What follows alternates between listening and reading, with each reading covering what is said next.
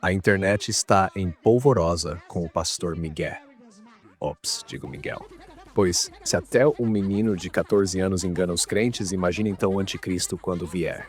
Se é que ele já não veio e nós somos os que ficaram, não é, irmãos? Mas eu não vejo motivo para tanto pânico. Afinal, o que o mini pastor faz de diferente dos demais pastores neopentecostais já adúlteros, digo, adultos? É basicamente a mesma coisa, só que em versão pocket, mais fácil de carregar e um pouco mais caricata. Isso não significa que ele seja um falso profeta, ou, se for só por conta disso, então todos os outros teriam que ser também. Aliás, o pastor Marcos Felicianos já nos tranquilizou. O problema foi só ter filmado o culto. Afinal, longe dos olhos, longe do coração e longe do ministério público, principalmente. Pecado mesmo é ser descoberto, como diz o velho deitado. Ele criticou também os youtubers que ganham dinheiro falando do menino, mas não criticou os pais e nem as igrejas onde o guri arrecada dízimo mais que muito profissional adulto. Por quê?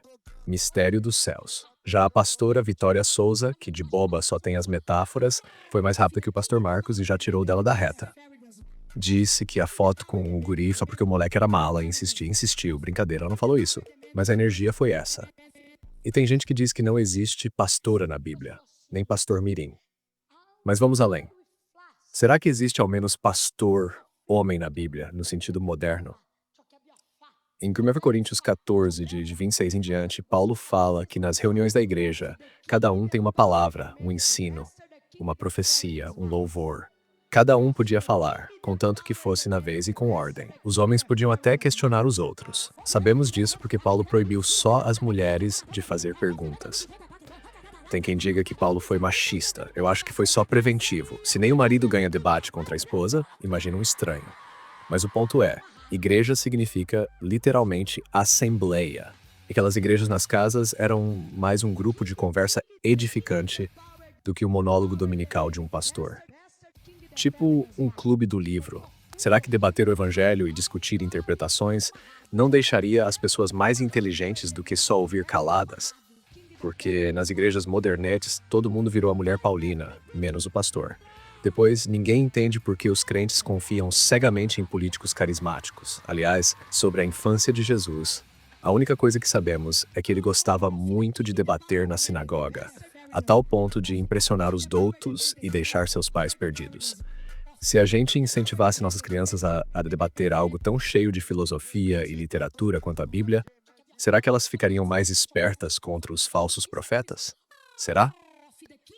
Eu só sei que até o palestrante mais ímpio ainda deixa espaço para perguntas. Sendo assim, né, ele é menos autoritário do que um auto-intitulado Homem de Deus hoje. Aliás, até Cristo, após seus sermões, recebia até fariseus e ricos lhe fazendo perguntas inoportunas. Mas é óbvio que o pastor não pode passar por esse constrangimento. Afinal, quem é Cristo perto de um pastor? Só o Filho de Deus. Já o pastor, em maioria, é filho da misericórdia. E nada de o Senhor é meu pastor, nhenhenhê, como debochou Miguelzinho. Só que Cristo, ao criticar os fariseus, diz para não chamarmos ninguém de pai nem de mestre, só a Deus e seu Messias. Certamente usar esses nomes induz uma submissão psicológica muito grande. Daí o protestante zoa o católico por padre e papa significarem pai. Porém, quem é mais submisso, o filho com o pai ou a ovelha com o pastor? Pelo menos o filho não é irracional como o gado. No Novo Testamento, os líderes eram chamados de presbíteros, tipo irmão mais velho, veterano, sem pai. E os regionais eram bispos, que além de peça de xadrez, eram tipo vigias espirituais. A Bíblia fala da função de pastorear, mas nunca mandou chamar ninguém de pastor fulano. A Bíblia também diz que somos luz do mundo, mas nem por isso vejo gente se chamando de iluminado, exceto alguns coaches. E convenhamos, uma só pessoa ouvir, conhecer, aconselhar e pastorear centenas de membros, missão impossível. Se Tom Cruise tentasse, desistia. Na igreja primitiva, parece que essa orientação era descentralizada e exercida por todos os membros mais velhos para com os mais novos, tipo uma startup espiritual. Hoje tudo está centralizado nas mãos do CEO pastor. Mas calma, não precisa entrar em pânico por causa da pastorlatria. Quando você prestar contas a Deus, é só dizer: "Mas Senhor, eu só seguia ordens daquela autoridade religiosa ali." E o pastor prontamente chegará e dirá: "Sim, Deus, culpe a mim e não essa ovelhinha." Pode confiar. Só que não. Você só tem sua consciência para ouvir todo mundo, pôr tudo na balança, e daí chegar ao seu veredito final do que é certo ou errado. A responsabilidade moral que todo ser racional tem nisso é apenas um fato inescapável. E falando em culto à personalidade, o pastor Miguelito já sinalizou que pode vir como candidato à presidência do Brasil em algum áureo dia.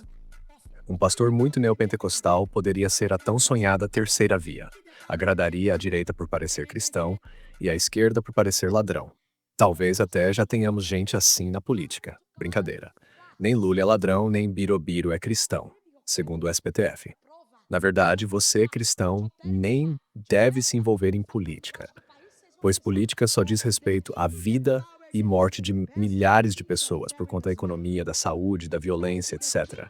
E todos sabemos que amar o próximo e querer o bem para ele nada tem a ver com o evangelho. O evangelho é apenas sobre arrepender-se de não ter Jesus como seu salvador.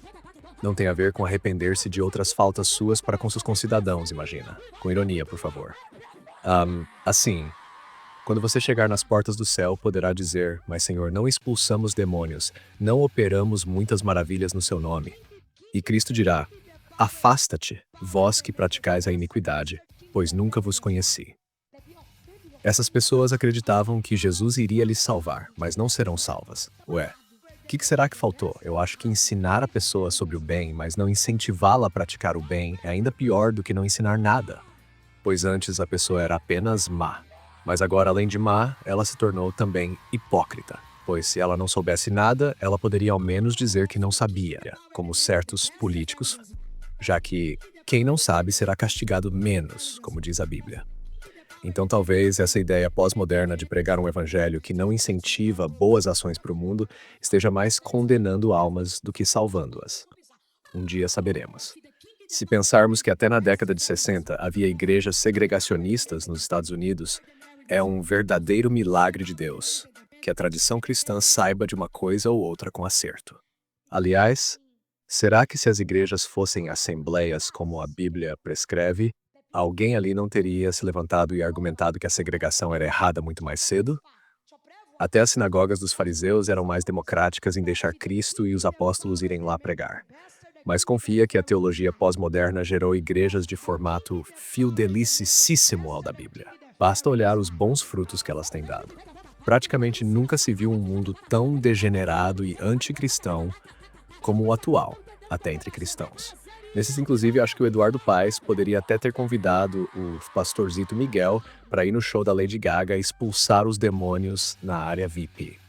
Assim, deixo aqui a minha nota de repúdio ao Conselho Tutelar, que quando se trata da MC Melody e afins fazendo show de funk com 13 anos, quando se trata de atriz mirim, cuja mãe não dá dinheiro nem para comprar um milho, ou quando se trata de milhares de crianças em situação de rua, o conselho não faz nada. Mas quando um moleque esperto achou um meio legal de ficar rico com as bênçãos dos céus, aí já querem mandar ele para a escola presencialmente só para ficar mais burro e mais pobre, literalmente. Imagina quantos memes criticando o sistema religioso agora deixarão de existir por causa de mais uma intervenção estatal fora de sua alçada constitucional. Pretendem livrar o moleque da zoeira na internet, colocando ele no bullying escolar 1000 vezes pior. Genial. Eu acho que a solução é o pastor mirim deixar as igrejas e ir para os teatros fazer stand-up comedy, tirando sarro de pastor. Pois, fazendo esse mesmo papel no teatro, ele ia arrecadar tanto ou ainda mais do que arrecada agora. Porém, sem que o Conselho Tutelar se perturbasse, pois para o Conselho, agora seria tudo mais honesto, belo e moral. E falando em honestidade, a Bíblia diz que presbíteros e diáconos deveriam ser bons pais de família, de reputação exemplar ao governar bem a sua casa. Certamente é um pré-requisito muito mais difícil que o atual, que é saber imitar o Silvio Santos e falar em línguas. Aliás, se você não sabe, para falar a língua dos anjos, basta você recitar os versos de uma música qualquer, mas errando as sílabas.